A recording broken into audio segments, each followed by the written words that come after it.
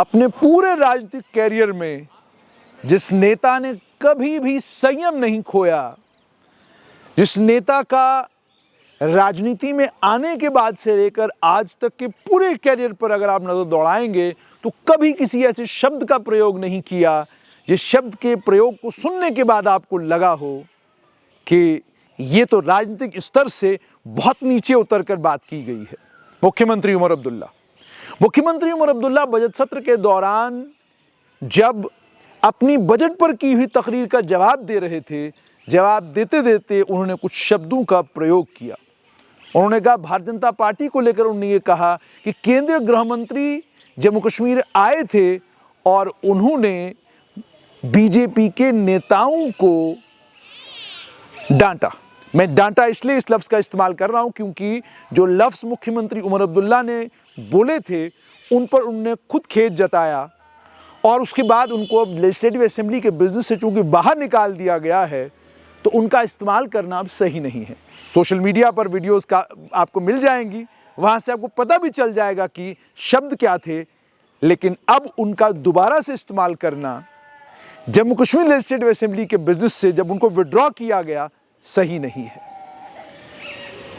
मुख्यमंत्री उमर अब्दुल्ला जब budget speech और बजट तकरीर का जवाब दे रहे थे, जवाब देते देते उन्होंने कुछ कह दिया, हंगामा हुआ, पूरा विपक्ष खड़ा हो गया और उन्होंने कहा कि आपने ये अभद्र टिप्पणी की कैसे। उस हंगामे के बीच में मुख्यमंत्री उमर अब्दुल्ला बार बार ये कह रहे थे कि मुझे मौका दीजिए, मैं जो शब्द मैंने कहे हैं उन शब्दों को लेकर कुछ कहना चाहता हूं। मगर हंगामा हुआ, मुख्यमंत्री उमर अब्दुल्ला थोड़ी देर बोले और फिर उसके बाद निकल गए। लेकिन जब हंगामा जबरदस्त हुआ, अगले दिन दोबारा वापस आए और मुख्यमंत्री उमर अब्दुल्ला ने कहा कि जिन शब्दों का मैंने इस्तेमाल किया मुझे उसका अफसोस है। और इतना ही नहीं बल्कि उन्होंने ये भी कहा कि पार्लियामेंट्री जो प्रेसिडेंस रहा है उसमें इन शब्दों का प्रयोग नहीं होना चाहिए था। मुख्यमंत्री उमर अब्दुल्ला का अपने जो शब्द उन्होंने इस्तेमाल किए उन पर अफसोस का इजहार करना दो चीज़ों का संकेत देता है। एक ये कि बड़े नेता की पहचान यही होती है कि आप भाषण दे रहे हैं और भाषण देते देते अचानक कोई शब्द आपके मुंह से निकल गए, लेकिन जब आपने बाद में उन शब्दों के बारे में सोचा, फौरन आपको लगा कि मुझे ये नहीं बोलना चाहिए था, मुझे कुछ और बोलना चाहिए था। यानी इसका मतलब साफ तौर पर यह है कि मुख्यमंत्री उमर अब्दुल्ला ने अपने रिकॉर्ड को साफ किया, अपने आप को करेक्ट करके। यानी कभी, चाहे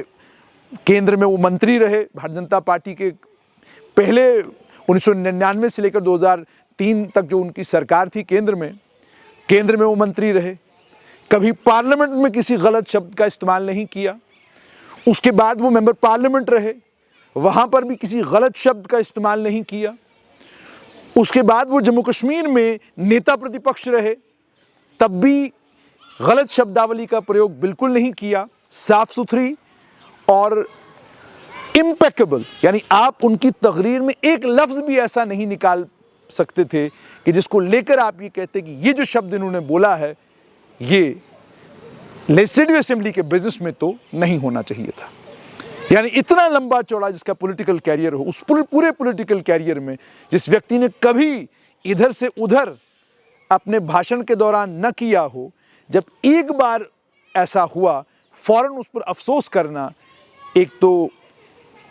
उस नेता के कद को भी बढ़ाता है और साथ में ये भी दर्शाता है कि वो समझते हैं कि वो जम्मू कश्मीर लेजिस्लेटिव असेंबली में उनकी जिम्मेदारी क्या है। यानी वो समझते हैं कि मुख्यमंत्री के तौर पर वो एक केंद्र शासित प्रदेश के मुख्यमंत्री हैं, उन्हें नई दिल्ली से जम्मू कश्मीर को पूर्ण राज्य का दर्जा दिलवाना है। वो समझते हैं कि इसमें प्रतिपक्ष का ज़बरदस्त रोल रहेगा क्योंकि प्रतिपक्ष भारतीय जनता पार्टी है जिनकी केंद्र में सरकार है, और वो समझते हैं इस बात को कि बिना प्रतिपक्ष के साथ और बिना प्रतिपक्ष को साथ लिए संभव नहीं है चीज़ों को करवाना या चीज़ों जो उनकी मांग है उस मांग पर नई दिल्ली को कन्विंस करना। यानी विपक्ष भी जब अपनी बात नई दिल्ली में रखे और वो कहे कि मुख्यमंत्री उमर अब्दुल्ला का जो केस है बड़ा स्ट्रांग है तो बात बनेगी। हालांकि वो ये भी जानते हैं कि केंद्रीय गृह मंत्री हो, प्रधानमंत्री हो, जम्मू कश्मीर को लेकर जो बड़े पॉलिसी मेकर्स दिल्ली में बैठे हुए हैं, उनकी असेसमेंट की बिना पर यह तय होगा कि जम्मू कश्मीर में आने वाले कल में क्या होगा। लेकिन मुख्यमंत्री उमर अब्दुल्ला का उपराज्यपाल मनोज सिन्हा के एट होम में जाना, और उस एट होम में जाना ही नहीं बल्कि अच्छे खासे समय तक वहां बैठे रहना, और उसके बाद केंद्रीय गृह मंत्री के साथ उनकी मुलाकात, और उसके बाद ट्रांजैक्शनल बिजनेस रूल्स को लेकर उनका खुद ये कहना कि जल्द हमें TOBR मिलने जा रहा है, ये साफ तौर पर दर्शाता है कि मुख्यमंत्री उमर अब्दुल्ला नई दिल्ली में अपने लिए कॉन्स्टिट्यूंसी कार्व करने में कामयाब हो गए हैं। यानी कॉन्स्टिट्यूंसी है नई दिल्ली में, और वो कॉन्स्टिट्यूंसी भी नई दिल्ली में जो सरकार चला रहे हैं वहां पर है, जो मानती है कि मुख्यमंत्री उमर अब्दुल्ला का जम्मू कश्मीर को लेकर जो विजन है, या जम्मू कश्मीर में जो कुछ इस समय वो मुख्यमंत्री के तौर पर कर रहे हैं, हम उन तमाम चीज़ों से सहमत हैं। हम उन तमाम चीज़ों को लेकर आश्वस्त हैं कि अगर इसी तरीके से काम चलता रहा तो जम्मू कश्मीर के फाइनेंसेस भी ठीक होंगे, और जम्मू कश्मीर की सरकार को और ताकतें भी आने वाले वक्त में दी जा सकती हैं। अभी तक यही महसूस हो रहा है। वहीं पर अगर आपने एक और चीज़ नोटिस की होगी तो उपराज्यपाल के पास गृह विभाग है, होम डिपार्टमेंट है। होम डिपार्टमेंट की उपलब्धियों को भी बजट की तकरीर में इंक्लूड करना साफ तौर पर दर्शाता है कि सरकार और उपराज्यपाल के बीच में जिस गैप की बात की जा रही है वो आहिस्ता आहिस्ता क्लोज हो रहा है। आप पहला भाषण पढ़ें जो पहला बजट मुख्यमंत्री उमर अब्दुल्ला ने पेश किया था, उस बजट को जब आप पढ़ते हैं तो आपको समझ में आता है कि ये जम्मू कश्मीर सरकार का, चुनी हुई सरकार का विजन है। और जब इस बार का आप बजट स्पीच पढ़ते हैं तो आपको समझ में आता है कि ये उपराज्यपाल और जम्मू कश्मीर सरकार का मिला जुला मामला है। अब बहुत सारे सवाल हैं कि स्कीम्स हो, बड़े सारे इंस्टीट्यूशंस हैं, उन इंस्टीट्यूशंस में जम्मू कश्मीर सरकार का जो पहले रोल होता था अब नहीं है, अभी भी उसको